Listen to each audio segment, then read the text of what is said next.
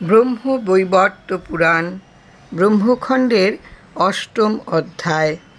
হে বিপ্রবর, ভগবান ব্রহ্মা নারদ ব্যতীত অপরাপর পুত্রগণকে সৃষ্টির জন্য অনুমতি করলে তারা সকলেই তাতে প্রবৃত্ত হলেন।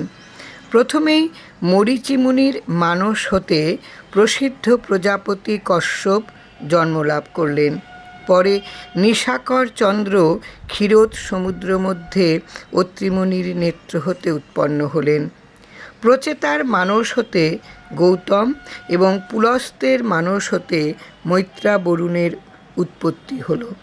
হে তপবন, অনন্তর মনুর ঔরসে তার সহধর্মিণী শতরূপার গর্ভে আহুতি, দেবহূতি ও প্রসূতি নামে পতিপরায়ণ 3 কন্যা জন্মগ্রহণ করলেন।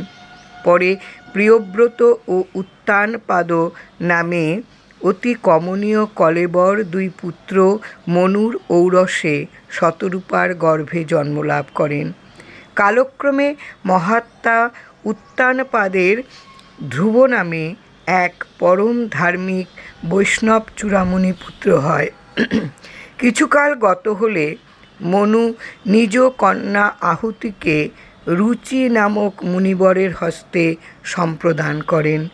দক্ষ হস্তে প্রসূতিকে অর্পণ করে কর্দম মুনির হস্তে দেবাহুতিকে প্রদান করলেন।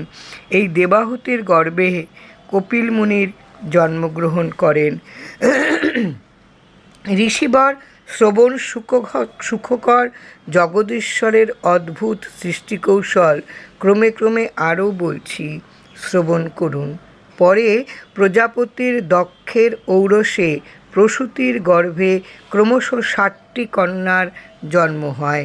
এই কন্যাগণের মধ্যে ধর্মকে 8টি, রুদ্রদেবকে 11টি এবং ভগবানের নিকট হস্ত করেন